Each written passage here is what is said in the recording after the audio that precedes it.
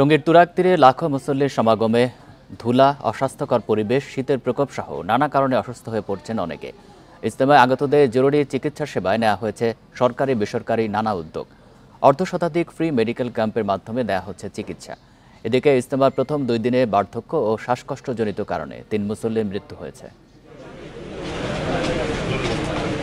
টঙ্গীর তুরাগ তীরে চলছে বিশ্ব ইজতেমার প্রথম পর্ব। ময়দানে দেশ বিদেশের লাখো মুসল্লির ঢল।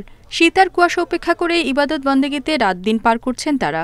ময়দান ও আশেপাশের ধুলা এবং শীতের কারণে বিভিন্ন রোগে আক্রান্ত হচ্ছেন অনেকেই। প্রেশার এই জন্য আর দুর্বল এই জন্য আসছে না, বা বয়সটা হয়ে গেছে বেশি। তো শ্বাসকষ্ট, সর্দি, কাশি এবং গ্যাসের জন্য ওষুধ নিয়েছি এবং খুব সুন্দরভাবে ওষুধ দিয়েছে। জানছি এখানে মেডিকেল ফ্রি চেক আপ হয়, ওষুধ বিনামূল্য দেয়, এই জন্য এখানে আসছি আমি। স্বাস্থ্য বিভাগের পক্ষ থেকে বিনামূল্যে চিকিৎসা সেবা দেওয়া হচ্ছে ইজতেমার মুসল্লিদের। র্যাবের মেডিকেল ক্যাম্পেও মিলছে সেবা। ইজতেমায় আগতদের মধ্যে ডায়রিয়া, সর্দি, কাশি, জ্বর সহ শীতজনিত নানা রোগের প্রকোপ বেশি বলছেন চিকিৎসকরা।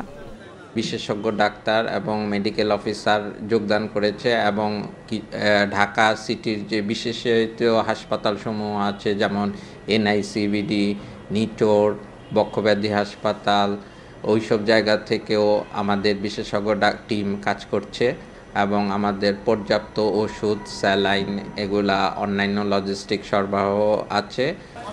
সরকারি উদ্যোগের পাশাপাশি ইজতেমা এলাকায় মেডিকেল ক্যাম্প স্থাপন করেছে মোট 45টি প্রতিষ্ঠান। এসব ক্যাম্পে বিশেষজ্ঞ চিকিৎসকদের কাছ থেকে বিনামূল্যে সেবা ও ওষুধ পাচ্ছেন মুসল্লিরা। ঠান্ডা, কাশ, চুলকানি, অ্যালার্জির, তারপর পেটের সমস্যা, বুক ব্যথা, সারা শরীর ব্যথা, জয়েন্টে পেইন, এই ধরনের পেশেন্ট একটু বেশি। সমস্ত মুসল্লিদেরকে আগত যারা আসছে তাদেরকে স্বাস্থ্যসেবা দেওয়ার, পরিষেবা দেওয়ার ব্যবস্থা নিয়েছি এবং সেই সাথে সাথে আমরা ওষুধ এবং বিশেষ করে তাদের ডায়াবেটিস চেকেরও ফ্রি ব্যবস্থা এখানে রেখেছি।